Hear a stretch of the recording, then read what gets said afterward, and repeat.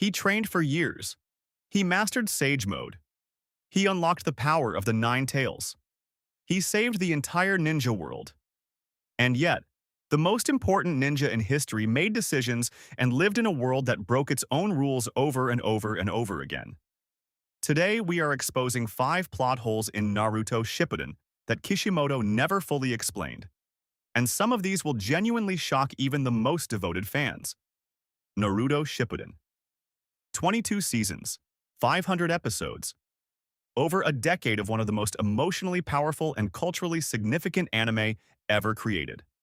The story of Naruto Uzumaki, the boy nobody believed in, who became the hero everyone needed, is one of the greatest underdog narratives in the history of storytelling. The themes of redemption, sacrifice, friendship, and perseverance hit harder than almost anything else in anime history. Masashi Kishimoto built an extraordinary world.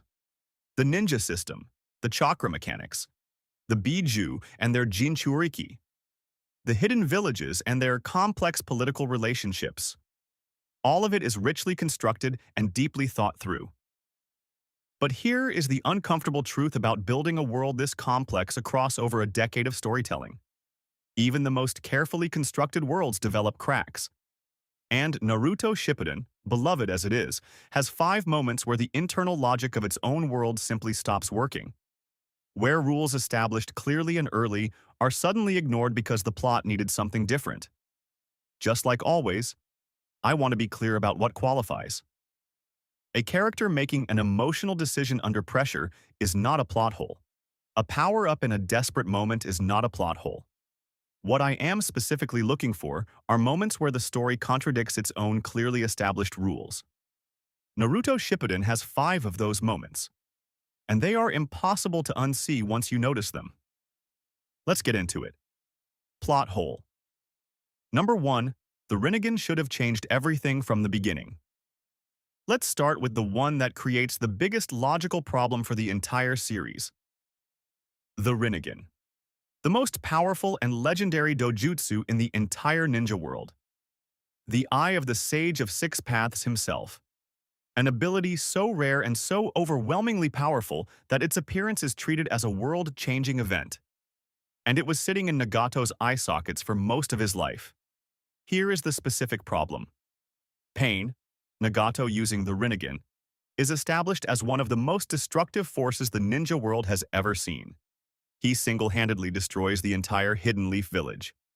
Every Rinnegan ability he demonstrates is presented as something the ninja world has never encountered before. Something impossible to counter. Something that rewrites the rules of what ninja combat can be. But here is what the story also tells us.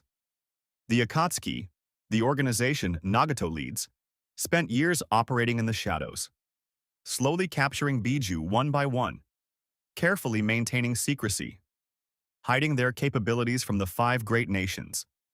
If Nagato had the Rinnegan, if he possessed the ability to single-handedly destroy an entire hidden village, why did the Akatsuki spend years on a slow, careful extraction operation? Nagato could have captured every single Biju in weeks. He could have walked into every hidden village and taken what he needed by force. The power he demonstrates against Konoha was available to him the entire time. The only reason the Akatsuki operated slowly and carefully is because the story needed time to develop before the final arc. But within the world's own logic, a Rinnegan user operating at Pain's demonstrated capability level had no reason whatsoever to be patient. That gap between what Nagato could do and what Nagato chose to do is never explained. And that is a plot hole. Plot hole number 2. Obito's plan required too much perfect timing. This one requires us to think carefully about the mechanics of Obito's master plan. Because when you examine it closely, the plan should have failed approximately 47 times before it even got started. Obito's endgame was the infinite Tsukuyomi. To cast an infinite genjutsu over the entire world using the 10 tails as a medium and the Rinnegan projected onto the moon. To achieve this, he needed, in rough order, to manipulate the formation of the Akatsuki, orchestrate the collection of all 9 Biju, revive Madara Uchiha using the Edo Tensei technique, acquire the Rinnegan, resurrect the 10 tails, become its Jinchuriki, and then execute the final jutsu. This plan required events to unfold in a specific sequence across decades, across different countries, involving hundreds of independent actors who had no idea they were playing roles in Obito's scheme. And here is the plot hole. Practically every major event in the plan depended on specific people making specific choices at specific moments that Obito had no reliable way to control. He needed Itachi to massacre the Uchiha clan and cooperate rather than expose the conspiracy. He needed Nagato to eventually be willing to die and transfer the Rinnegan. He needed Kabuto to independently develop Edo Tensei to a high enough level to resurrect Madara. He needed Naruto, specifically Naruto, to be the one to inspire Nagato's change of heart rather than simply defeating him. Each of these dependencies required a specific person to make a specific choice that Obito could influence but never guarantee. If any single person in this chain had made a different decision, the entire decades-long plan collapses irreversibly. A plan this dependent on uncontrollable human behavior across multiple decades is not a plan. It is a hope. And the story presents it as genius-level strategic thinking. The complexity required too much perfect timing from too many independent actors to be logically credible. And that is a plot hole hiding inside Naruto's most ambitious villain arc. Plot hole. Number 3. Chakra exhaustion stopped applying. In the final arc. This one is perhaps the most technically clear contradiction in the entire series, because it involves a rule that was established in the very first arc of Naruto, not Shippuden, and carried consistently for hundreds of episodes before the final arc simply decided it no longer applied. Chakra is finite. This is the foundational rule of the entire ninja world. Every ninja has a chakra reserve. Using jutsu depletes that reserve. Depleting it too much results in exhaustion, inability to fight, and in extreme cases, death. This rule creates the entire strategic dimension of ninja combat. You cannot simply throw powerful jutsu endlessly. Every technique has a cost, and eventually the cost catches up with you. This rule is demonstrated consistently. Naruto himself almost dies from chakra exhaustion multiple times in the original series. Kakashi is regularly incapacitated after using the Sharingan too long. Even the most powerful ninja in the world are shown managing their chakra carefully during extended fights. And then the Fourth Shinobi World War arrives. During the war arc, specifically in the final battles involving Naruto, Sasuke, Madara, and the resurrected Kaguya, chakra exhaustion as a meaningful constraint essentially disappears. Naruto distributes his chakra to the entire allied shinobi force, tens of thousands of people, and continues fighting at full power for days. Sasuke uses his Mangekyu Sharingan, an ability that in earlier arcs required days of recovery between significant uses, continuously across extended battles with no apparent strain. Madara tanks. Techniques that should require enormous chakra reserves and continues as though unlimited. The final arc needed these characters to be able to fight at maximum power for an extended narrative sequence. So the chakra exhaustion rule, so carefully established and maintained for hundreds of episodes, is quietly retired without explanation. That is a direct contradiction of the story's own most fundamental rule, and that is a significant plot hole. Plot hole. Number 4. The Sage of Six Paths should have solved everything immediately. Here is the one that creates a logical problem for the entire final arc of the series. The Sage of Six Paths. Hagoromo Otsutsuki. The father of all ninja. The man who created the chakra system, divided the 10 tails into the 9 biju, and established the foundations of the entire ninja world. The most powerful being in human history.